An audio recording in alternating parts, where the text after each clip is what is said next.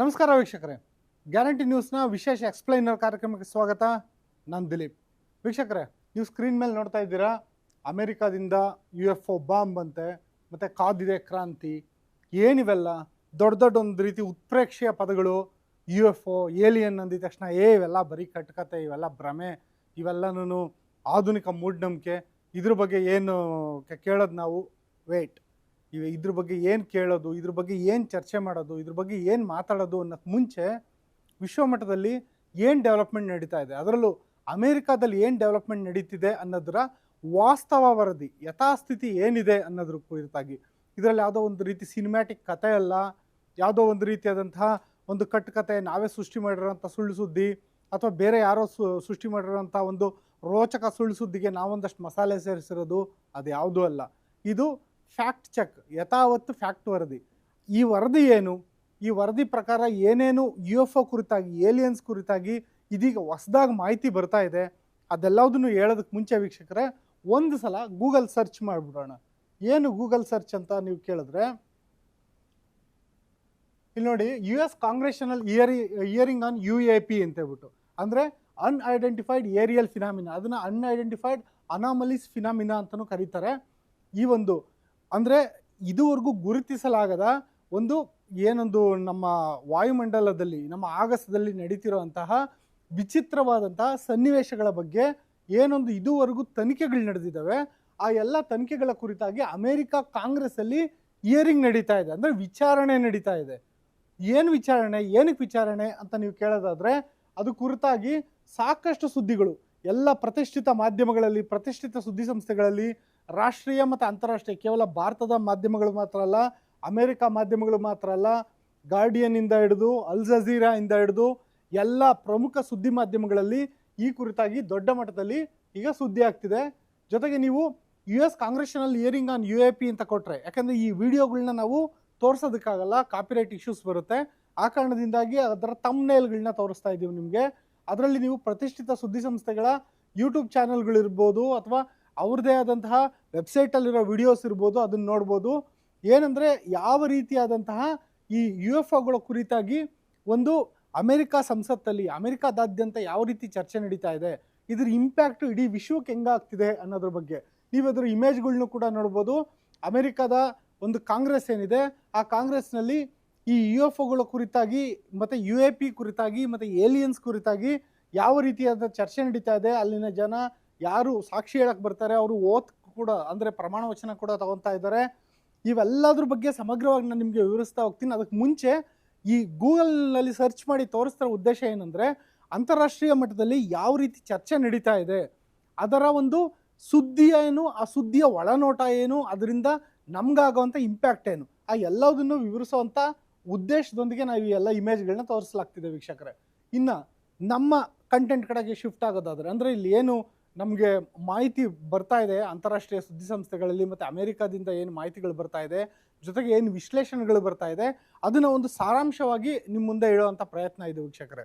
ಏನಂದರೆ, ಭೂಮಿ ಆಚೆಗಿನ ಮಾನವೇತರ, ಅಂದರೆ ಮನುಷ್ಯರು ಸೃಷ್ಟಿ ಮಾಡದೇ ಇರುವಂತಹ ಭೂಮಿಯ ಹೊರಗಿನ ಏನೊಂದು ಆರುವ ವಾಹನಗಳಿದ್ದಾವೆ, UFO ಅನ್ಐಡೆಂಟಿಫೈಡ್ ಫ್ಲೈಯಿಂಗ್ ಆಬ್ಜೆಕ್ಟ್ಸ್ ಅಂತ ಏನು ಕರೀತಾರೆ, ಅದರ ಕುರಿತಾಗಿ ಅಮೇರಿಕಾ ಇದೇ ಮೊದಲ ಬಾರಿಗೆ ದೊಡ್ಡ ಮಟ್ಟದಲ್ಲಿ ಮಾಹಿತಿಯನ್ನು ಹೊರ ಹಾಕಕ್ಕೆ ಮುಂದಾಗಿದೆ. ನೀವು ಇಲ್ಲಿ ಚಿತ್ರಗಳಲ್ಲಿ ನೋಡ್ಬೋದು, ಇದೇನು ಮೊದಲನೇ ಚಿತ್ರ ಇದೆ, ಇದು ಈ UFOಗಳು ಏನು ಆರ್ತಿದೆ, ಇದನ್ನು ಅಮೇರಿಕಾದ ಒಂದು ವಾಯುಸೇನೆಯ ಒಂದು ರ್ಯಾಡಾರ್ಗಳಲ್ಲಿ, ಅಲ್ಲಿನ ಇನ್ಫ್ರಾರೆಡ್ ಕ್ಯಾಮ್ರಾಗಳಲ್ಲಿ ಸೆರೆ ಹಿಡಿದಿರುವಂಥ ಚಿತ್ರಗಳು.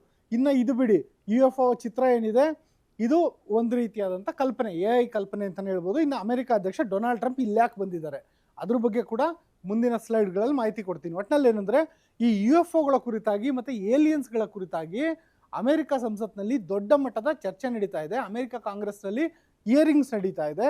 ಏನು ನಡೀತಾ ಇದೆ ಅಂತ ಹೇಳೋದಾದರೆ, ಅಮೆರಿಕ ಸರ್ಕಾರದ ಬಳಿ ನಿರ್ಬಂಧಿತ ಮಾಹಿತಿಗಳೇನಿದ್ದಾವೆ, ಅದನ್ನು 1960ನೇ ಒಂದು ದಶಕದಲ್ಲಿ ನಡೆದಂಥ ರೂಸ್ವೆಲ್ಟ್ ಇನ್ಸಿಡೆಂಟ್ ಅಂತ ಕರೀತಾರೆ, ಅಲ್ಲಿಂದ ಹಿಡಿದು ಅದಕ್ಕಿಂತ ಮುಂಚಿನ ಇನ್ಸಿಡೆಂಟಿಂದ ಹಿಡಿದು ಈವರೆಗಿನ, ಈ ಕ್ಷಣದವರೆಗಿನ ಏನೆಲ್ಲ ಮಾಹಿತಿಗಳಿದ್ದಾವೆ ಅದನ್ನೆಲ್ಲ ಕ್ಲಾಸಿಫೈಡ್ ಇನ್ಫಾರ್ಮೇಷನ್ ಅಂತ ಮಾಡಿಟ್ಟಿದ್ರು, ನಿರ್ಬಂಧಿತ ಮಾಹಿತಿ ಅಂತ. ಅದನ್ನು ಈಗ ಡಿಕ್ಲಾಸಿಫೈಡ್ ಮಾಡಕ್ಕೆ ಹೊರಟಿದ್ದಾರೆ. ಏನಕ್ಕೆ ಅಂದರೆ, ಅಮೆರಿಕಾದಲ್ಲಿ ಆ ಮಾಹಿತಿಗಳನ್ನು ಪಾರದರ್ಶಕ ಉದ್ದೇಶದಿಂದ ಜನರ ಮುಂದೆ ಇಡಬೇಕು ಅಂತ ಹೇಳ್ಬಿಟ್ಟು ಆ ಮಾಹಿತಿಯನ್ನು ಬಯಲು ಮಾಡಕ್ಕೆ ಮುಂದಾಗಿದ್ದಾರೆ. ಈ ಒಂದು ಅಮೆರಿಕ ಕಾಂಗ್ರೆಸ್ನಲ್ಲಿ ಆ ಒಂದು ಮಾಹಿತಿಯನ್ನು ಬಯಲು ಮಾಡೋಕ್ಕೆ ಅಮೆರಿಕ ಸರ್ಕಾರ ಮುಂದಾಗಿದೆ. ಅದಕ್ಕಿಂತ ಪೂರ್ವಭಾವಿಯಾಗಿ ಅಮೆರಿಕ ಕಾಂಗ್ರೆಸ್ನಲ್ಲಿ ಈ ಸಾಕ್ಷಿಗಳ ವಿಚಾರಣೆ ನಡೀತಾ ಇದೆ. ಯಾಕೆಂದರೆ ಟೆಸ್ಟಿಮೋನಿಯಲ್ಸ್ ಅಂತ ಏನು ಕರೀತಾರೆ, ಏನೊಂದು ಟೆಸ್ಟಿಮೆಂಟ್ ಕೊಟ್ಟಿದ್ದಾರೆ ಸಾಕ್ಷಿಗಳು, ಆ ಸಾಕ್ಷಿಗಳು ಅವ್ರು ಕೊಟ್ಟಿರುವಂಥ ಮಾಹಿತಿ ನಿಜಕ್ಕೂ ನಂಬಲಾರ್ಹವೇ, ಅದನ್ನು ನಂಬಬಹುದಾ, ಎಷ್ಟು ಮಟ್ಟಿಗೆ ನಂಬಬಹುದು ಅನ್ನೋದಾದರೆ ಆ ಸಾಕ್ಷ್ಯಗಳೇನು ನುಡಿತಾ ಇದ್ದಾರೆ ಅವ್ರ ಹತ್ರ ಏನು ಸಾಕ್ಷಿ ಇದೆ, ಈ ಎಲ್ಲದ್ರ ಬಗ್ಗೆ ಕೂಡ ಸಮಗ್ರವಾಗಿ ಡೀಟೇಲ್ಡ್ ಆಗಿ ಮತ್ತು ಒಂದು ರೀತಿ ಕ್ರಿಟಿಕಲ್ ಆಗಿ ಅವರ ಒಂದು ವಿಚಾರಣೆ ನಡೀತಾ ಇದೆ. ಯಾವುದೇ ಒಬ್ಬ ವ್ಯಕ್ತಿ ಬಂದ್ಬಿಟ್ಟು ನಾನು ಹೋಗ್ಬಿಟ್ಟು ನಾಳೆ ಬೆಳಗ್ಗೆ ನಿಂತ್ಕೊಂಡು ಅಮೆರಿಕ ಕಾಂಗ್ರೆಸ್ಸಲ್ಲಿ ಹೌದೌದು ನಾನು UFO ನೋಡಿದ್ದೀನಿ, ನಾನು ಏಲಿಯನ್ಸ್ ನೋಡಿದ್ದೀನಿ, ಬಂದಿದ್ರು ನಮ್ಮ ಮನೆ ಪಕ್ಕದಲ್ಲಿ ಇಂತೆಲ್ಲ ಹೇಳಿದ್ರೆ ಕಪಾಳ ಕೊಡೋದು ಕಳಿಸ್ತಾರೆ. ಅಂದರೆ ಸಾಕ್ಷಿಗಳಿರಬೇಕು, ಪೂರಕವಾದ ಸಾಕ್ಷಿಗಳಿರಬೇಕು, ಸ್ಪಷ್ಟವಾದ ಸಾಕ್ಷಿ ಇರಬೇಕು, ಮತ್ತು ನಾವು ಏನು ಮಾತಾಡ್ತೀವಿ ಆ ಮಾತು ಸತ್ಯ ಅಂತ ನಮ್ಮ ಮಾತನ್ನು ಪುಷ್ಟೀಕರಿಸಬೇಕು. ಅಂಥ ಎಲ್ಲ ರೀತಿಯಾದಂಥ ಸಮಗ್ರವಾದ ವಿಚಾರಣೆಗಳನ್ನು ಅಮೆರಿಕ ಕಾಂಗ್ರೆಸ್ನಲ್ಲಿ ನಡೆಸಲಾಗ್ತಿದೆ. ಯಾರ್ಯಾರ ಒಂದು ವಿಚಾರಣೆ ನಡೀತಾ ಇದೆ ಅಂದರೆ ಸೈನ್ಯದವರು, ಅಂದರೆ ಅದು ಅಮೆರಿಕಾದ ಒಂದು ವಾಯುಪಡೆಯ ಪೈಲಟ್ಗಳಿರ್ಬೋದು, ನೌಕಾಪಡೆಯ ಅಧಿಕಾರಿಗಳಿರ್ಬೋದು, ಭೂಸೇನೆಯ ಅಧಿಕಾರಿಗಳು ಯಾರು ಈ ಒಂದು UFO ಕಂಡಿದ್ದಾರೆ, ಯಾರು ಏಲಿಯನ್ಸ್ಗಳಿಗೆ ಮುಖಾಮುಖಿಯಾಗಿದ್ದಾರೆ, ಅವ್ರಿಗೆ ಹೇಳೋವಂಥ ಮಾಹಿತಿಗಳು, ಜೊತೆಗೆ ತಜ್ಞರು ಅದಕ್ಕೆ ಸಂಬಂಧಪಟ್ಟಂಗೆ ಅವರು ಖಗೋಳ ತಜ್ಞರಾಗಿರ್ಬೋದು, ಭೂಗರ್ಭ ಶಾಸ್ತ್ರಜ್ಞರಾಗಿರ್ಬೋದು, ಆ ರೀತಿಯಾದಂಥ ತಜ್ಞರು ಕೊಡುವಂಥ ಮಾಹಿತಿ, ಜೊತೆಗೆ ಪ್ರತ್ಯಕ್ಷದರ್ಶಿಗಳು ಯಾರು ಒಂದು ಈ UFOನ ನಾನು ಕಣ್ಣಾರೆ ನೋಡಿದ್ದೀನಿ, ನಾನು ಅದರದ್ದು ವಿಡಿಯೋನ ಶೂಟ್ ಮಾಡಿದ್ದೀನಿ, ಯಾರು ಒಂದು UFO ಒಳಗಡೆಯಿಂದ ಒಂದು ಅನ್ಯಗ್ರಹ ಜೀವಿ ಇಳಿದು ಬರೋದನ್ನು ನೋಡಿದ್ದೀನಿ, ಯಾರು ಅವ್ರ ಸಂಪರ್ಕಕ್ಕೆ ಬಂದಿದ್ದೀನಿ, ಆ ರೀತಿ ಹೇಳೋರ್ದೆಲ್ಲ ಪ್ರತ್ಯಕ್ಷದರ್ಶಿಗಳನ್ನು ಮೊದಲು ಅವರ ಪ್ರಮಾಣ ವಚನ ತಗೊಂಡು ಅವ್ರ ಜೊತೆಗೆ ಅಮೆರಿಕದ ಕಾಂಗ್ರೆಸ್ಸಲ್ಲಿ ಸದಸ್ಯರಿರ್ತಾರೆ, ಅವರು ಅವ್ರನ್ನ ಸವಾಲಾಗ್ತಿದ್ದಾರೆ. ಅಮೆರಿಕ ಕಾಂಗ್ರೆಸ್ ಅಂದರೆ ಅಮೆರಿಕ ಸಂಸತ್ತು, ನಮ್ಮ MP ಗಳೇನಿದಾರಲ್ಲ ಆ ರೀತಿಯ ಸದಸ್ಯರು ಇವಾಗ ಅವ್ರನ್ನೆಲ್ಲ ಪ್ರಶ್ನೆ ಮಾಡ್ತಿದ್ದಾರೆ. ಜೊತೆಗೆ ಅವರು ಕೂಡ ಯಾರು ಪ್ರಶ್ನೆ ಮಾಡ್ತಾರೆ ಅವ್ರು ಬಂದ್ಬಿಟ್ಟು ರಾತ್ರಿ ಮಲಗಿದ ಬೆಳಗ್ಗೆ ಎದ್ದು ಬಂದು ಸವಾಲು ಮಾಡೋದಲ್ಲ, ಅವರು ಕೂಡ ಅದಕ್ಕೆ ಸೂಕ್ತ ತಯಾರಿ ಮಾಡ್ಕೊಂಡು ಬಂದು ಸವಾಲು ಮಾಡ್ತಿದ್ದಾರೆ. ತುಂಬ ಕ್ರಿಟಿಕಲ್ ಆಗಿ ಪ್ರಶ್ನೆಗಳನ್ನ ಕೇಳ್ತಿದ್ದಾರೆ. ಅವ್ರು ಕೇಳೋವಂಥ ಅತ್ಯಂತ ಡೀಟೈಲಿಂಗಾಗಿ ಕೇಳೋವಂಥ ಪ್ರಶ್ನೆಗಳಿಗೆ ಇವರು ಸೂಕ್ತವಾಗಿ ಉತ್ತರ ಕೊಡದಲ್ಲೇ ಇದ್ದರೆ ಅವ್ರನ್ನ ಹೊರಗಟ್ಲಾಗುತ್ತೆ. ಆ ರೀತಿಯಾದಂಥ ಪ್ರೊಸೆಸ್ಸು ನಡೀತಾ ಇದೆ ಈಗ. ಏನಕ್ಕೆ ಅಂದರೆ ಈ ಒಂದು ಇನ್ಫಾರ್ಮೇಷನ್ನ ಡಿಕ್ಲಾಸಿಫೈ ಮಾಡೋದಕ್ಕೆ ಮುಂಚೆ ಅವ್ರದ್ದೆಲ್ಲರದು ವಿಚಾರಣೆ ಆಗಬೇಕು ಅಂತ.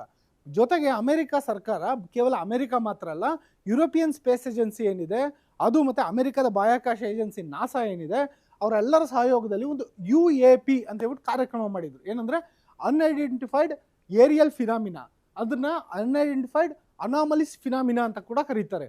ಅಂದರೆ ಏನೊಂದು ನಮ್ಮ ವಾಯುಮಂಡಲದಲ್ಲಿ, ನಮ್ಮ ಭೂಮಿಯಲ್ಲಿ ಯಾವುದೇ ರೀತಿಯಾದ ಗುರುತಿಸಲಾಗದಂತಹ ಒಂದು ರೀತಿಯಾದಂಥ ಚಟುವಟಿಕೆಗಳು ನಡೀತಾ ಇದ್ದಾವೆ, ಆ ಒಂದು ಫಿನಾಮಿನಾ ಬಗ್ಗೆ ಸಮಗ್ರವಾಗಿ ಅಧ್ಯಯನ ಮಾಡೋದಕ್ಕೋಸ್ಕರ ಆ ಸಮಿತಿ ರಚನೆ ಮಾಡಲಾಗಿತ್ತು.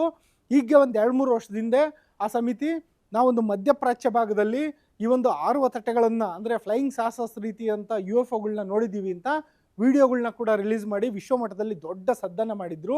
ಆ ಒಂದು ಕಾರ್ಯಕ್ರಮದಲ್ಲಿ ಕೆಲವೊಂದು ಮಾಹಿತಿಗಳನ್ನು ಕ್ಲಾಸಿಫೈಡ್ ಆಗಿ ಇಡಲಾಗಿತ್ತು, ಅಂದರೆ ಅದನ್ನು ನಿರ್ಬಂಧಿಸಿ ಇಡಲಾಗಿತ್ತು ಮಾಹಿತಿಗಳನ್ನ. ಆ ಮಾಹಿತಿಗಳನ್ನೂ ಕೂಡ ರಿಲೀಸ್ ಮಾಡೋ ಹಿನ್ನೆಲೆಯಲ್ಲಿ ಆ UAP ಕಾರ್ಯಕ್ರಮದ ಬಗ್ಗೆ ಕೂಡ ಸಮಗ್ರವಾದ ಒಂದು ಮಾಹಿತಿಯನ್ನು ಪಡೆಯಲಾಗ್ತಿದೆ. ಆ ಮಾಹಿತಿಗಳನ್ನೂ ಕೂಡ ಶೀಘ್ರದಲ್ಲೇ ಬಹಿರಂಗ ಮಾಡೋ ಅಂಥ ಉದ್ದೇಶ ಇದೆ. ಇನ್ನು ಇಲ್ಲಿ ಅತಿ ಮುಖ್ಯವಾದಂಥ ಮಾಹಿತಿ ಏನಂದರೆ, ನಾವಿಲ್ಲಿ ತೋರಿಸಿದ್ದೀವಲ್ಲ, ಇದೊಂದು AI created aliens photo. Aliens ಅಂದಿದ ತಕ್ಷಣ ಮನುಷ್ಯನ ಥರ 2 ಕೈ 2 ಕಾಲು ಇರಬೇಕು, ಒಂದು ತಲೆ ಇರಬೇಕು, ಅದು ಏಲಿಯನ್ ಅಲ್ಲ, ಮನುಷ್ಯ ರೂಪಿಯಲ್ಲಿರೋದಲ್ಲ. ಭೂಮಿಯಿಂದ ಆಚೆಗೆ ಚಂದ್ರನಲ್ಲಿ ಕೂಡ ಒಂದೇ ಒಂದು ಅಮೀಬಾ ಸಿಕ್ಕಿದ್ರು ಅದು ಏಲಿಯನ್ ಅಂದರೆ ಅನ್ಯಗ್ರಹ ಜೀವಿ. ಭೂಮಿ ಒಂದು ಗ್ರಹ, ಭೂಮಿಯಿಂದ ಆಚೆಗಿನ ಯಾವುದೇ ಒಂದು ಗ್ರಹದಲ್ಲಿ ಸಿಗೋಂಥ ಒಂದು ಅಮೀಬಾ ಕೂಡ ಅದು ಅನ್ಯಗ್ರಹ ಜೀವಿನೇ.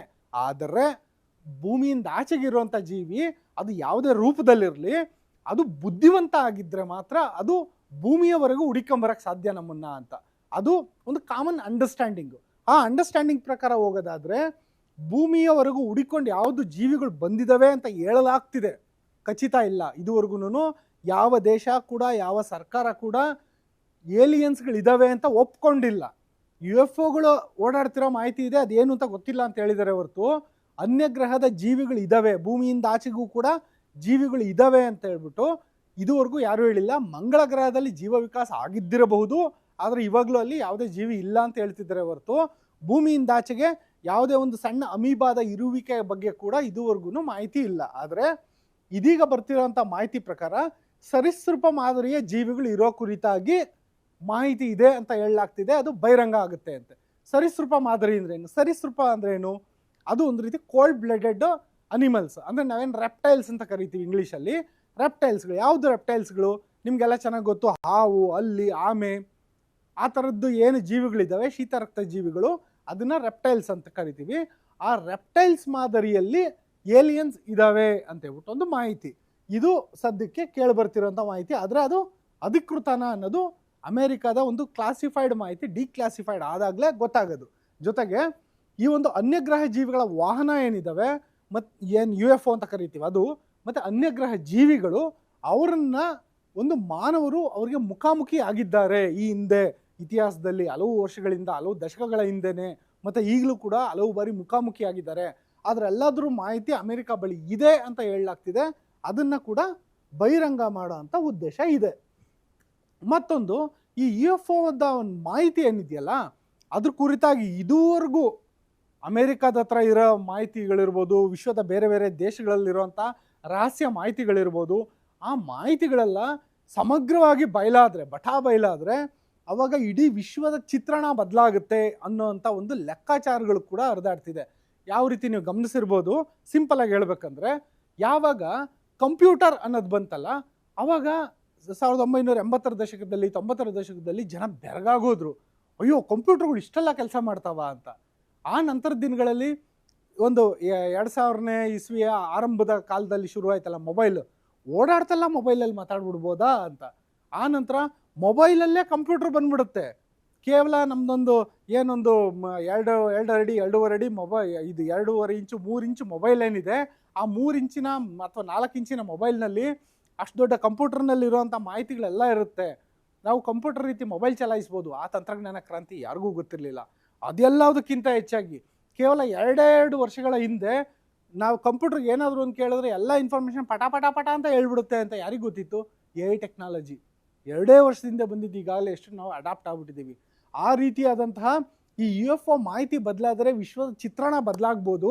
ಜೊತೆಗೆ ಈ ಮಾಹಿತಿಗಳನ್ನ ನಾವು ಎಷ್ಟು ಮಟ್ಟಿಗೆ ಪಾಸಿಟಿವ್ ಆಗಿ ತಗೊತೀವಿ, ಎಷ್ಟು ಮಟ್ಟಿಗೆ ನೆಗೆಟಿವ್ ಆಗಿ ತಗೊತೀವಿ, ಆ ರೀತಿಯಾದಂಥ ಒಂದು ಚರ್ಚೆಗಳು ನಡೀತಾ ಇದ್ದಾವೆ. ಏನಕ್ಕೆ ಅಂದರೆ, ನಮ್ಮ ನಂಬಿಕೆಗಳು, ಅದು ನಮ್ಮ ವೈಜ್ಞಾನಿಕ ನಂಬಿಕೆ ಇರ್ಬೋದು, ನಮ್ಮ ಧಾರ್ಮಿಕ ನಂಬಿಕೆ ಇರ್ಬೋದು, ಮತ್ತು ನಮ್ಮ ಚಿಂತನೆಗಳಿರ್ಬೋದು, ಮತ್ತು ನಮ್ಮ ಮನೋಧರ್ಮ ಇರ್ಬೋದು. ಅಂದರೆ ನಮ್ಮ ಒಂದು ಪದ್ಧತಿ, ಒಂದು ಸಂಸ್ಕೃತಿ ಏನಿದೆ, ಆ ಎಲ್ಲವುದನ್ನು ಬದಲಿಸುವಂಥ ಒಂದು ರೀತಿ ಕ್ರಾಂತಿಕಾರಕ ಬದಲಾವಣೆ ತರುವಂತಹ ಒಂದು ಸನ್ನಿವೇಶ ಸೃಷ್ಟಿಯಾಗ್ಬೋದು ಅಂತ ಹೇಳ್ಬಿಟ್ಟು ಈಗಾಗಲೇ ತಜ್ಞರು ಹೇಳ್ತಿದ್ದಾರೆ. ಇದೊಂದು ರೀತಿ ನಿಮಗೆ ಬಿಲ್ಡಪ್ ಅನ್ನಿಸ್ಬೋದು. ಫಸ್ಟ್ ಇನ್ಫಾರ್ಮೇಷನ್ ಏನಂತ ಹೇಳಿದ್ರು, ಹೇಳಿದ್ಮೇಲೆ ತಾನೇ ಏನು ಬದಲಾಗುತ್ತೆ ಏನಾಗುತ್ತೆ ಅಂತ ಹೇಳ್ಬೋದು ಅಂತ. ಹೌದು, ಆ ಇನ್ಫಾರ್ಮೇಷನ್ ಇದೆ, ಅದನ್ನು ಹೇಳೋದಕ್ಕೋಸ್ಕರ ಜನರ ಮನಸ್ಸನ್ನು ತಯಾರು ಮಾಡ್ತಿದ್ದಾರೆ ಅನ್ನೋ ರೀತಿ ಈ ಒಂದು ಚಿತ್ರಣ ಕಂಡು ಬರ್ತಾ ಇದೆ. ಅಂದರೆ ಯಾವುದೋ ಒಂದು ಆಘಾತಕಾರಿ ಮಾಹಿತಿಯನ್ನು ಫಸ್ಟ್ ಇಟ್ಬಿಡೋದಕ್ಕಿಂತ ಆ ರೀತಿ ಹೇಳೋಣ ಅಂತಂದರೆ, ಮನೇಲಿ ಯಾರೋ ತುಂಬ ಬೇಕಾದವರು ಸತ್ತಾಗ ಹೇಳ್ತಾರಲ್ಲ, ನೀವು ಒಂದು ಸ್ವಲ್ಪ ಮನಸ್ಸು ಗಟ್ಟಿ ಮಾಡ್ಕೊಬೇಕು, ನಾವು ಹೇಳೋಂಥ ವಿಷಯ ಕೇಳಬೇಕು ಅಂತ ಫುಲ್ ಒಂದು ಸ್ವಲ್ಪ ಸ್ಟಾರ್ಟಿಂಗ್ ಒಂಚೂರು ಬಿಲ್ಡಪ್ ಕೊಟ್ಟು ಆಮೇಲೆ ಹೇಳ್ತಾರಲ್ಲ, ಆ ರೀತಿ ಇರ್ಬೋದಾ ಅನ್ನೋ ಚರ್ಚೆ ಶುರುವಾಗ್ತಾ ಇದೆ ಈಗ. ಅಂದರೆ ನಮ್ಮ ನಂಬಿಕೆಗಳು, ನಮ್ಮ ಚಿಂತನೆಗಳು, ನಮ್ಮ ಮನೋಧರ್ಮವನ್ನು ಬದಲಿಸುವಂಥ ಮಾಹಿತಿಯನ್ನು ಈ ಒಂದು ಅಮೆರಿಕ ಬಳಿ ಇರುವಂಥ ಕ್ಲಾಸಿಫೈಡ್ ಇನ್ಫಾರ್ಮೇಷನ್ಗಳಲ್ಲಿ ಇದೆ ಅಂತ ಹೇಳ್ಬಿಟ್ಟು ಹೇಳಲಾಗ್ತಿದೆ. ಇವೆಲ್ಲದ್ರ ಮಧ್ಯ ಈ ಟ್ರಂಪ್ ಅಣ್ಣ ಇದ್ದಾರಲ್ಲ, ಅಮೆರಿಕ ಅಧ್ಯಕ್ಷ ಡೊನಾಲ್ಡ್ ಟ್ರಂಪ್, ಅವರು ಒಂದು ರೀತಿ ಡಿಫ್ರೆಂಟಾಗಿ ಸ್ಟೇಟ್ಮೆಂಟ್ ಕೊಟ್ಕೊಂಡು ಒಂದು ರೀತಿ ದಬಂಗ್ ಸ್ಟೈಲಲ್ಲಿ ಹೇಳಿಕೆಗಳು ಕೊಡ್ತಾರಲ್ಲ, ಅವ್ರು ಹೇಳ್ತಿರೋದೇನೆಂದರೆ some interesting facts are there ಅಂತ ಹೇಳಿದ್ದಾರೆ. ಅಂದರೆ ಒಂದಷ್ಟು ಇಂಟ್ರೆಸ್ಟಿಂಗ್ ಸಂಗತಿಗಳಿದ್ದಾವೆ ಅಂತೇಳ್ಬಿಟ್ಟು ಹಿಂಟ್ ಬೇರೆ ಕೊಟ್ಟಿದ್ದಾರೆ. ಟ್ರಂಪ್ಗೆ ಇಂಟ್ರೆಸ್ಟಿಂಗ್ ಇರೋವಂಥ ಸಂಗತಿಗಳು ಏನಿರ್ಬೋದು ಅನ್ನೋ ಒಂದು ತಮಾಷೆಯ ಚರ್ಚೆಗಳು ಕೂಡ ಶುರುವಾಗಿದೆ. ಇವಿಷ್ಟು ಚರ್ಚೆಗಳ ಮಧ್ಯದಲ್ಲಿ ಒಂದು ವೇಳೆ ಈ ಒಂದು ಮಾಹಿತಿಗಳು ಬಯಲಾದರೆ, ಅದರಲ್ಲೂ ಕೂಡ ಇನ್ನೊಂದು ಇಂಪಾರ್ಟೆಂಟ್ ಆಗಿ, ಹೌದು UFO ಅನ್ನೋದು ಇದೆ, ಅದು ಭೂಮಿಯಿಂದ ಆಚೆಗಿನ ಮನುಷ್ಯರು ತಯಾರು ಮಾಡ್ದಲೇ ಇರುವಂಥ ಒಂದು ಟೆಕ್ನಾಲಜಿ ಅನ್ನೋದು ಸಾಬೀತಾದರೆ, ಜೊತೆಗೆ ಆ ಟೆಕ್ನಾಲಜಿಯನ್ನು ರೂಪಿಸಿರುವಂಥ ಜೀವಿಗಳು, ಅಂದರೆ ಮನುಷ್ಯರ ರೀತಿಯೆಲ್ಲ ಇರ್ಬೋದು, ಹಾವಿನ ರೀತಿ ಇರ್ಬೋದು, ಹಲ್ಲಿ ರೀತಿ ಇರ್ಬೋದು, ಚೇಳಿನ ರೀತಿ ಇರ್ಬೋದು, ಯಾವ ರೀತಿ ಬೇಕಾದರೂ ಇರ್ಬೋದು. ನೀವು ಹಾಲಿವುಡ್ ಸಿನಿಮಾಗಳು ನೋಡಿರ್ಬೋದು, ಚಿತ್ರ ವಿಚಿತ್ರ ರೂಪದಲ್ಲೆಲ್ಲ ಏಲಿಯನ್ಗಳಿರ್ತವೆ, ಯಾವ ರೀತಿಯಲ್ಲಿ ಬೇಕಾದರೂ ಇರ್ಬೋದು, ಗೊತ್ತಿಲ್ಲ ಇದುವರೆಗೂ. ಒಂದು ವೇಳೆ ಆ ಜೀವಿಗಳೂ ಇದ್ದಾವೆ ಅನ್ನೋದಾದರೆ, ಒಂದು ವೇಳೆ ಆ ಜೀವಿಗಳು ಮಾನವರನ್ನು, ಭೂಮಿಗೆ ಬಂದು ಮಾನವರನ್ನು ಸಂಪರ್ಕಿಸಿದ್ದಾರೆ ಅಂತ ಆದರೆ, ಒಂದು ವೇಳೆ ಆ ಜೀವಿಗಳು ನಮ್ಮ ಏನು ಸರ್ಕಾರಗಳ ಮುಖ್ಯಸ್ಥರನ್ನು ಕೂಡ ಸಂಪರ್ಕಿಸಿದ್ದಾರೆ ಅಂತ ಆದರೆ, ನಮ್ಮ ಸರ್ಕಾರಗಳಂದರೆ ಅದು ನಮ್ಮ ಸರ್ಕಾರ ಅಲ್ಲ, ನಮ್ಮದು ಭಾರತ ಸರ್ಕಾರ, ಇವ್ರದ್ದು ಅಮೇರಿಕಾ ಸರ್ಕಾರ, ಯಾವುದೇ ಸರ್ಕಾರ ಬೇಕಾದರೂ ಸಂಪರ್ಕ ಮಾಡಿರ್ಬೋದು ಅಥವಾ ಮಾಡ್ದಲೇನೂ ಇರ್ಬೋದು. ಒಂದು ವೇಳೆ ಮಾಡಿದ್ದಾರೆ ಅಂತ ಆದರೆ ಆವಾಗ ಏನೆಲ್ಲ ಬದಲಾವಣೆ ಆಗ್ಬೋದು? ಎಲ್ಲದಕ್ಕಿಂತ ಹೆಚ್ಚಾಗಿ ನೀವು ಎಷ್ಟೊಂದು ಹಾಲಿವುಡ್ ಮೂವಿಗಳಲ್ಲಿ ಗಮನಿಸ್ತಿರ್ಬೋದು, ಏಲಿಯನ್ಸ್ಗಳು ಈಗಾಗಲೇ ನಮ್ಮ ನಡುವಲ್ಲಿ ಇದ್ದಾರೆ ಅಂತ. ಆ ರೀತಿ ಇದರೇನೋ ಮಾಹಿತಿ ಏನಾದರೂ ಬಹಿರಂಗ ಆದರೆ ಏನಾಗ್ಬೋದು, ಏನು ಬದಲಾವಣೆಗಳಾಗ್ಬೋದು, ಅದನ್ನು ಹಂತ ಹಂತವಾಗಿ ವಿವರಿಸ್ತೀನಿ ವೀಕ್ಷಕರೇ. ಒಂದು ಏನಂದರೆ, ಹಂತ ಹಂತವಾಗಿ ನಾವು ನೋಡ್ತಾ ಹೋಗೋದಾದರೆ, ಒಂದು ವೇಳೆ ಏಲಿಯನ್ಸ್ ಅನ್ನೋದು ಇದ್ದಾವೆ, ಭೂಮಿಯಿಂದ ಆಚೆಗೆ ಜೀವಿಗಳಿದ್ದಾವೆ, ಆ ಜೀವಿಗಳು ಯಾವುದೋ ಒಂದು ಬೇರೆ ಗ್ರಹದಲ್ಲಿರ್ಬೋದು, ನಮ್ಮದೇ ಸೌರಮಂಡಲದಲ್ಲಿ ಬೇರೆ ಯಾವುದೋ ಗ್ರಹದಲ್ಲಿರ್ಬೋದು, ಗುರುಗ್ರಹದ ಉಪಗ್ರಹ ಯುರೋಪ ಏನಿದೆ ಅದರಲ್ಲಿ ಒಂದು ಏಲಿಯನ್ಸ್ಗಳು ಇರಬಹುದು ಅನ್ನೋ ನಂಬಿಕೆ ಇದೆ. ಶನಿ ಗ್ರಹದ ಕೆಲವೊಂದು ಉಪಗ್ರಹಗಳಲ್ಲಿ ಏನಾದರೂ ಜೀವಿಗಳು ಇರ್ಬೋದಾ ಅನ್ನೋ ಹುಡುಕಾಟ ನಡೀತಾ ಇದೆ.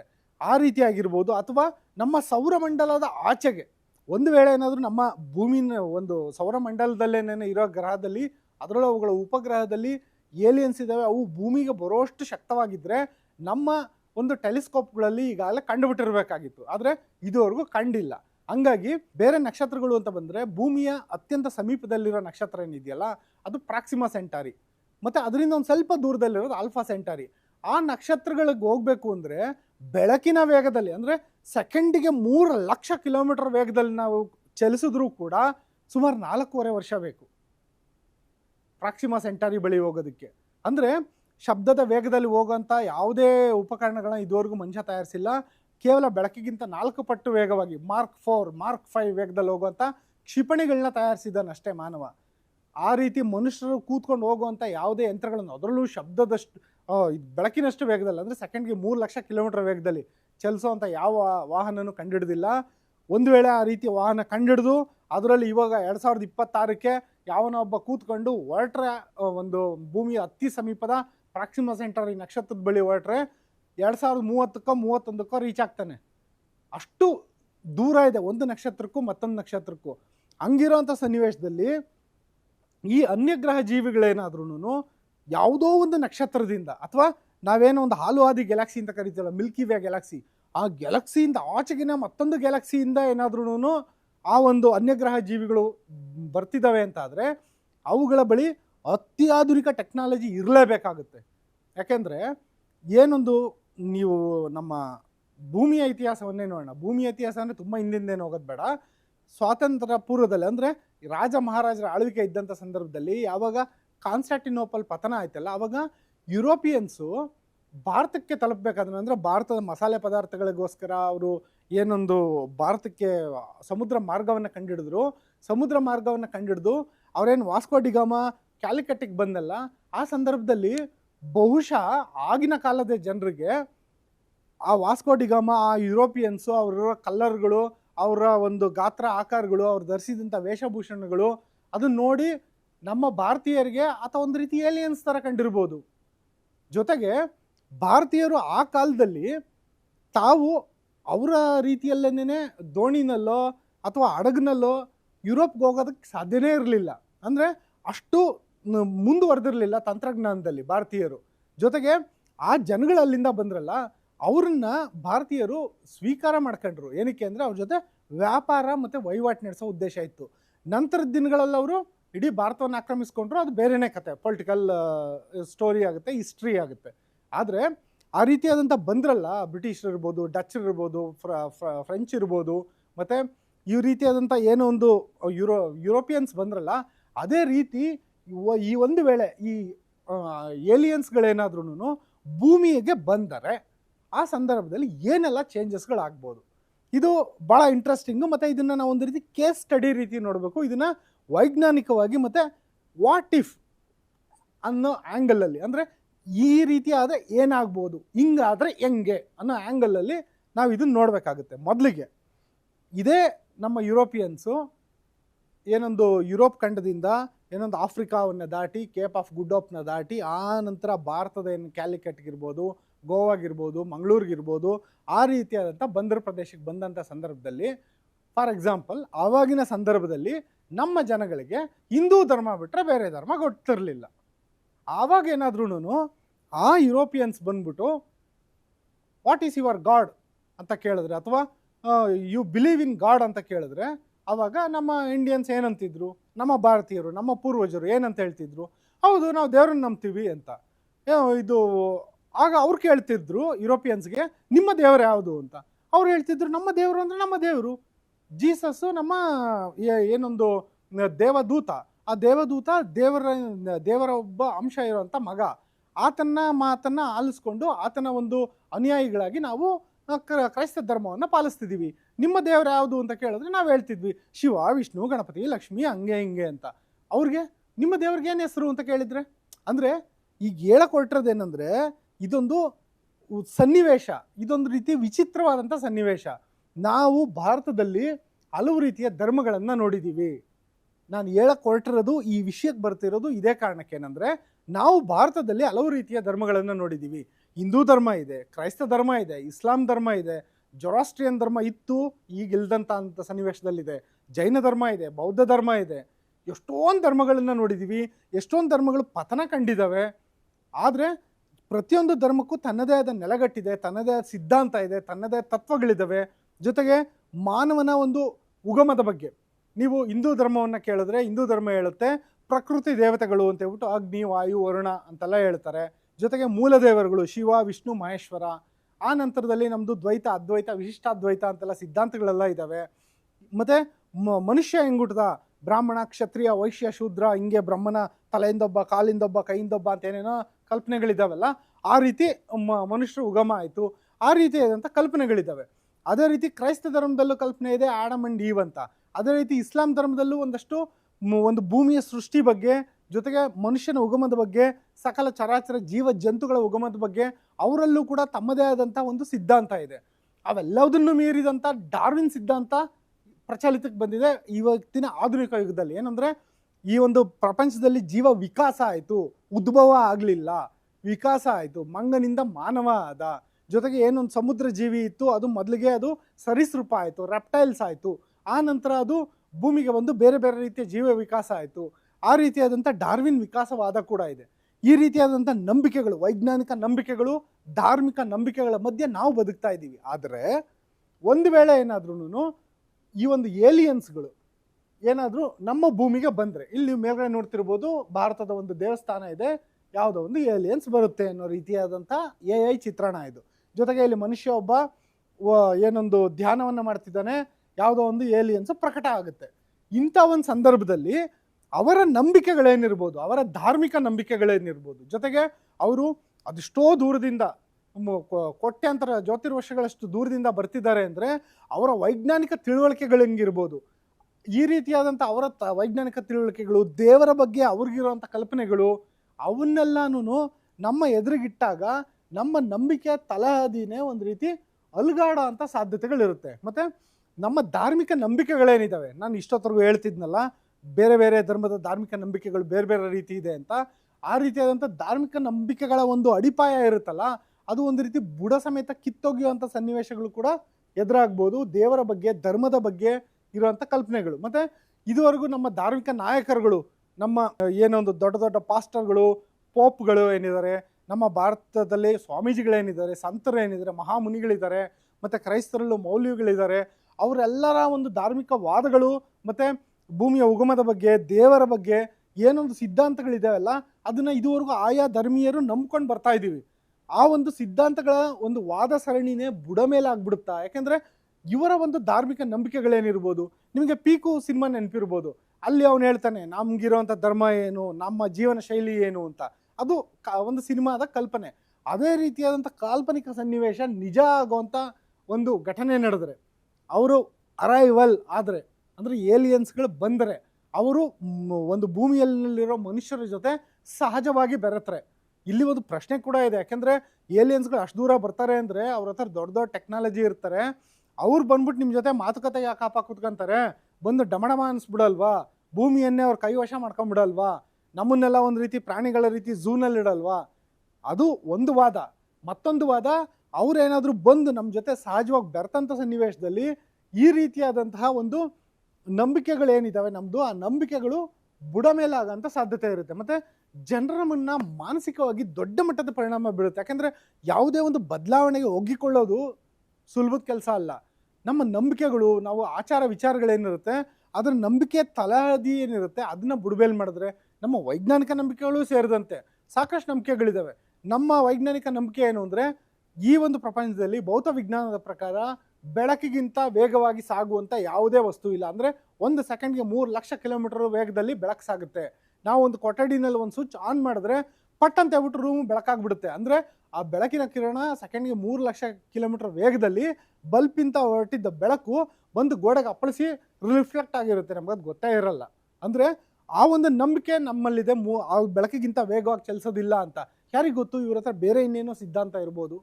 ಆ ರೀತಿ ಅವರಲ್ಲಿ ಆಗುವಂಥ ಒಂದು ವೈಜ್ಞಾನಿಕ ಬದಲಾವಣೆಗಳೇನಿದ್ದಾವೆ, ಅವರ ಸಾಮಾಜಿಕ ಪರಿಕಲ್ಪನೆಗಳೇನಿದ್ದಾವೆ, ಅದನ್ನು ಅವರು ನಮ್ಮ ಮೇಲೆ ಏರಲಿ ಅಥವಾ ಏರ್ದಲೇ ಇರಲಿ ನಮ್ಮ ಜೊತೆ ಹಂಚ್ಕೊಳ್ಳಿ. ಆವಾಗ ನಮ್ಮ ಜನರ ಒಂದು ಮಾನಸಿಕತೆ ಮೇಲೆ ಭಾರಿ ಪರಿಣಾಮ ಬೀರುತ್ತೆ. ಜೊತೆಗೆ ದೇಶಗಳ ನಡುವಿನ ಭದ್ರತೆಗೆ ಒಂದು ರೀತಿಯಾದಂತಹ ಸವಾಲಿನ ಸನ್ನಿವೇಶ. ನಾನು ಆವಾಗಲೇ ಹೇಳ್ತಿದ್ದೆ, ಏಲಿಯನ್ಸ್ಗಳು ಬಂದಾಗ ಅವರಲ್ಲಿರುವಂಥ ಟೆಕ್ನಾಲಜಿಗಳನ್ನೇನಾದರೂ ಅವರು ನಮ್ಮ ಮೇಲೆ ಪ್ರಯೋಗ ಮಾಡಿದ್ರೆ ಏನೆಲ್ಲ ಆಗ್ಬಿಡ್ಬೋದು ಗೊತ್ತಿಲ್ಲ. ನಾವು ಎಷ್ಟೊಂದು ಏಲಿಯನ್ ಸಿನಿಮಾಗಳನ್ನ ನೋಡಿದ್ದೀವಿ, ಅದರಲ್ಲೂ ಹಾಲಿವುಡ್ಡಲ್ಲಿ ಏಲಿಯನ್ ಇನ್ವೇಷನ್ ಅಂತಾನೆ ಅವ್ರ ಹತ್ರ ವಿಚಿತ್ರವಾದಂಥ ಆಯುಧಗಳಿರುತ್ತೆ, ಬಂದು ಹಂಗೆ ಮಾಡ್ತಾರೆ ಹಿಂಗೆ ಮಾಡ್ತಾರೆ ಅಂತ. ಅವೆಲ್ಲ ಸಿನಿಮ್ಯಾಟಿಕ್ ಕಲ್ಪನೆಗಳು. ಆದರೆ ಇವತ್ತಿನ ಒಂದು ಏಲಿಯನ್ಸ್ ಕುರಿತಾಗಿ, UFO ಕುರಿತಾಗಿ ಅಮೆರಿಕ ಮಾಹಿತಿ ಬಹಿರಂಗ ಮಾಡ್ತಾ ಇದೆ. ಒಂದು ರೀತಿ ಯಾವ ರೀತಿಯಾದಂಥ ಒಂದು ವಾತಾವರಣ ಸೃಷ್ಟಿ ಮಾಡ್ತಿದ್ದಾರೆ ಅಂದರೆ, ಹೌದೌದು ಏಲಿಯನ್ಸ್ ಇರೋದು ನಿಜ, UFO ಇರೋದು ನಿಜ ಅನ್ನೋ ರೀತಿಯಾದಂಥ ಒಂದು ಸನ್ನಿವೇಶ ಸೃಷ್ಟಿ ಮಾಡ್ತಿದ್ದಾರೆ ಅನ್ನೋದಾದರೆ, ಮುಂದಿನ ದಿನಗಳಲ್ಲಿ ಇದೇ ಮಹಾನಾಯಕರು ಆ ಏಲಿಯನ್ಸ್ಗಳಿಗೆ ಆಹ್ವಾನ ಕೊಡಲ್ಲ ಅಂತ ಏನು ಗ್ಯಾರಂಟಿ? ಅವ್ರಿಗೆ ಆಹ್ವಾನ ಕೊಟ್ಟಂಥ ಸಂದರ್ಭದಲ್ಲಿ ಏನೆಲ್ಲ ಬದಲಾವಣೆಗಳಾಗ್ಬೋದು? ಅವರೇನಾದ್ರೂ ಪೂರಕವಾಗಿ ಮನುಷ್ಯರ ಜೊತೆಗೆ ಬಿಹೇವ್ ಮಾಡಿದ್ರೆ ಆವಾಗ ಆಗುವಂಥ ಬದಲಾವಣೆಗಳೇನು? ಮಾರಕವಾಗಿ ಏನಾದರೂ ನಮ್ಮ ಜೊತೆ ಬಿಹೇವ್ ಮಾಡಿದ್ರೆ ಈ ರೀತಿ ದೇಶಗಳ ನಡುವೆ ಭದ್ರತೆಗೆ ಒಂದು ಸವಾಲಾಗುವಂಥ ಸನ್ನಿವೇಶಗಳು ಸೃಷ್ಟಿಯಾಗ್ಬೋದು. ಒಟ್ಟಿನಲ್ಲಿ ಅಮೆರಿಕಾದಲ್ಲಿ ಒಂದು ಟ್ರಾನ್ಸ್ಪರೆನ್ಸಿ ಆ್ಯಕ್ಟ್ ಅಂತ ಮಾಡ್ತಾ ಇದ್ದಾರೆ. ಏನಕ್ಕೆ ಅಂದರೆ, ಎಪ್ಸ್ಟೀನ್ ಫೈಲ್ಸ್ ನೀವೇನು ಕೇಳಿದ್ರಲ್ಲ, ಡೊನಾಲ್ಡ್ ಟ್ರಂಪ್ ಕೂಡ ಇದ್ದಾರೆ ಅಂತ ಹೇಳಲಾಗ್ತಾ ಇದೆಯಲ್ಲ, ಆ ಎಪ್ಸ್ಟೀನ್ ಫೈಲ್ಸಲ್ಲಿ ಡೊನಾಲ್ಡ್ ಟ್ರಂಪ್ ಅವರು ಒಂದು ಚಿಕ್ಕ ಮಕ್ಕಳ ಜೊತೆ ಒಂದು ರೀತಿಯಾದಂಥ ಅಸಭ್ಯವಾಗಿ ನಡ್ಕೊಂಡಿದ್ದಾರೆ ಅನ್ನೋದ್ರ ಮಾಹಿತಿ. ಅದು ಕೂಡ ಒಂದು ಟ್ರಾನ್ಸ್ಪರೆನ್ಸಿ ಆ್ಯಕ್ಟ್ ಅಡಿನೇ ಬರ್ತಾ ಇರೋದು. ಅದೇ ರೀತಿಯಾದಂಥ ಟ್ರಾನ್ಸ್ಪರೆನ್ಸಿ ಆ್ಯಕ್ಟ್ ಅಡಿನೇ ಈಗ UFOಗಳ ಕುರಿತಾದ ಮಾಹಿತಿ ಕೂಡ ಬಹಿರಂಗ ಆಗ್ತಿದೆ. ಇದು ಬಹಿರಂಗ ಆಗ್ತಿರೋದೇನೋ ಅಮೇರಿಕಾದಲ್ಲಿ, ಆದರೆ ಅದ್ರ ಎಫೆಕ್ಟ್ ಮಾತ್ರ ಇಡೀ ವಿಶ್ವಕ್ಕೆ ಆಗ್ತಾ ಇದೆ. ಇಡೀ ವಿಶ್ವಕ್ಕೆ ಆ ಭೀತಿ ತಟ್ತಾ ಇದೆ. ಎಷ್ಟು ಮಟ್ಟಿಗೆ ಅಂದರೆ, ಐತಿಹಾಸಿಕವಾಗಿ ಭಾರತ ಸೇರಿದಂತೆ ಇರ್ಬೋದು, ಗೊತ್ತಿಲ್ಲ, ಭಾರತದ ಪಾತ್ರ ಇದೆಯೋ ಗೊತ್ತಿಲ್ಲ, ಭಾರತ ಸೇರಿದಂತೆ ವಿಶ್ವಾದ್ಯಂತ ಎಲ್ಲ ಸರ್ಕಾರಗಳು ಕೂಡ ಐತಿಹಾಸಿಕವಾಗಿ ಕೆಲವೊಂದು ಮಾಹಿತಿಗಳನ್ನ ಮುಚ್ಚಿಟ್ಟಿರ್ಬೋದು. ಭಾರತದಲ್ಲೇ ಎಲ್ಲೋ ಒಂದು UFO ಬಿದ್ದಿರ್ಬೋದು, ಪಾಕಿಸ್ತಾನದಲ್ಲಿ ಎಲ್ಲೋ ಒಂದು ಬಿದ್ದಿರ್ಬೋದು, ಯುರೋಪ್ ಖಂಡದಲ್ಲಿ ಎಲ್ಲೋ ಒಂದು ಬಿದ್ದಿರ್ಬೋದು. ಅದರಿಂದ ಅನ್ಯಗ್ರಹ ಜೀವಿಗಳು ಮತ್ತು UFO ಸಮೇತವಾಗಿ ಅದನ್ನು ರಕ್ಷಣೆ ಮಾಡಿರ್ಬೋದು. ಅದ್ರ ಬಗ್ಗೆ ಯಾವುದೇ ಮಾಹಿತಿ ಇಡೀ ವಿಶ್ವಕ್ಕೆ ಗೊತ್ತಾಗ್ದಂಗೆ ನೋಡ್ಕೊಂಡಿರ್ಬೋದು. ಆ ರೀತಿಯಾದಂಥ ಎಲ್ಲ ಮಾಹಿತಿಗಳನ್ನು ಏನಾದರೂ ಬಹಿರಂಗ ಆಗೋ ಸಾಧ್ಯತೆ ಇದೆಯಾ ಅನ್ನೋದು ಇದು ಇನ್ನೊಂದು ಪ್ರಶ್ನೆ. ಅಂತಿಮವಾಗಿ ಕೊನೆಯ ಪ್ರಶ್ನೆ ಏನಂದರೆ, ಈ ಒಂದು UFO ಮತ್ತು ಏಲಿಯನ್ಸು ಆಧುನಿಕ ಮೌಢ್ಯವಾ ಅನ್ನೋದು. ಇದು ಒಂದು ರೀತಿಯಾದಂಥ $1 ಮಿಲಿಯನ್ ಪ್ರಶ್ನೆ. ಕೋಳಿ ಮೊದಲು ಮೊಟ್ಟೆ ಮೊದಲು ಅನ್ನೋ ರೀತಿ. ಆದರೆ UFO ಮತ್ತು UFOಗಳ ಹಾರಾಟದ ಬಗ್ಗೆ ವೈಜ್ಞಾನಿಕವಾಗಿ ಸಾಕ್ಷಿಗಳು ಇದ್ದಾವೆ ಅಂತ ಅಮೆರಿಕ ಸೇರಿದಂತೆ, ಯುರೋಪಿಯನ್ ಸ್ಪೇಸ್ ಏಜೆನ್ಸಿ ಸೇರಿದಂತೆ ಹಲವು ಸಂಸ್ಥೆಗಳು ಹೇಳಿದ್ದಾವೆ. ಜೊತೆಗೆ ಏಲಿಯನ್ಸ್ ಅಂದರೆ UFO ಒಳಗಡೆ ಇರುವಂಥ ಅನ್ಯಗ್ರಹ ಜೀವಿಗಳು ಏಲಿಯನ್ಸ್, ಅವುಗಳ ಇರುವಿಕೆ ಬಗ್ಗೆ ಇದುವರೆಗೂ ಯಾವ ಸರ್ಕಾರ ದೃಢಪಡಿಸಿಲ್ಲ. ಆದರೆ ಅವುಗಳು ಇದ್ದಾವೆ ಅಂತ ಹೇಳ್ಬಿಟ್ಟು ಒಂದು ರೀತಿಯಾದಂತಹ ಮಾತುಗಳು ಹರಿದಾಡ್ತಿದ್ದಾವೆ. ನಾವು ಸಿನಿಮಾಗಳಂತೂ ವಿಪರೀತ ಇದ್ದಾವೆ, ಡಾಕ್ಯುಮೆಂಟ್ರಿಗಳಾಗಿದ್ದಾವೆ. ನೀವು UFO ಏಲಿಯನ್ಸ್ ಕುರಿತಾಗಿ ಇಂಟರ್ನೆಟ್ಟಲ್ಲಿ ಸರ್ಚ್ ಮಾಡಿದ್ರೆ ದಂಡಿಯಾಗಿ ವಿಡಿಯೋಗಳು ಸಿಗ್ತವೆ, ಇವು ಸಾಕಷ್ಟು ಮಾಹಿತಿಗಳು ಸಿಗ್ತವೆ. ಮತ್ತು ಈ ಹಿಂದೆ ಐತಿಹಾಸಿಕವಾಗಿ ಸಾವಿರಾರು ವರ್ಷಗಳಿಂದನೂ ಏಲಿಯನ್ಸ್ ಪ್ರಭಾವ ಭೂಮಿ ಮೇಲೆ ಇದೆ ಅನ್ನೋ ರೀತಿಯಾದಂಥ ಒಂದು ಏನ್ಷಿಯಂಟ್ ಏಲಿಯನ್ಸ್ ಅನ್ನೋ ಒಂದು ಸಿರೀಸೇ ಬಂದೋಗಿದೆ. ಇಂಥ ಎಲ್ಲ ಸಂದರ್ಭದಲ್ಲಿ ಇದನ್ನು ಮೌಢ್ಯನೋ ಅಸಲಿನೋ ಅನ್ನೋದು ಸದ್ಯಕ್ಕಿರುವಂಥ ಪ್ರಶ್ನೆ.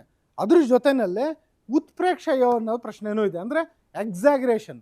ಇದುವರೆಗೂ ನಾವೇನು ನಿಮ್ಮ ಜೊತೆ ಹಂಚ್ಕೊಂಡ್ವಲ್ಲ ಮಾಹಿತಿ, ಅದರಲ್ಲಿ ಉತ್ಪ್ರೇಕ್ಷೆ ಇಲ್ಲ ಅಂತ ಹೇಳ್ಬಿಟ್ಟು ನಾನು 100% ಹೇಳಬಲ್ಲೆ. ಯಾಕೆಂದರೆ ಈ ಒಂದು ಮಾಹಿತಿಗಳನ್ನು ನಾವೆಲ್ಲದನ್ನು ಸಂಗ್ರಹಿಸಿದ್ದೀವಿ ಒಂದು ಸಮಗ್ರವಾದ, ಜೊತೆಗೆಲ್ಲೇ ಒಂದು ನಂಬಿಕಸ್ಥವಾದ ಮೂಲಗಳ ಮೂಲಕ ಒಂದು ಮಾಹಿತಿಯನ್ನು ಸಂಗ್ರಹಿಸಿ ನಿಮ್ಮ ಮುಂದೆ ಇಡೋಂಥ ಪ್ರಯತ್ನ ಇದೆ. ಇಲ್ಲಿ ಉತ್ಪ್ರೇಕ್ಷೆ ಇಲ್ಲ. ಆದರೆ ಉತ್ಪ್ರೇಕ್ಷೆ ಮಾಡೋ ಅಂಥ ಸಿನಿಮಾಗಳು ಬಂದಿದ್ದಾವೆ, ಡಾಕ್ಯುಮೆಂಟ್ರಿಗಳಿದ್ದಾವೆ, ಮತ್ತು ಕೆಲವು ಒಂದು ಸಂಸ್ಥೆಗಳು, ಸುದ್ದಿ ಸಂಸ್ಥೆಗಳನ್ನು ಸೇರಿದಂತೆ ಕೆಲವು ಪ್ಲಾಟ್ಫಾರ್ಮ್ಗಳಲ್ಲಿ ಹೆಚ್ಚಿನ ವ್ಯೂಸ್ ಗಿಟ್ಟಿಸ್ಕೊಳಕ್ಕೆ ಮತ್ತು ಹೆಚ್ಚಿನ ಒಂದು ಜನರನ್ನು ಸೆಳೆಯೋದಕ್ಕೆ ಉತ್ಪ್ರೇಕ್ಷೆಯ ವರದಿಗಳು ಬಂದಿರೋದು ಇದೆ.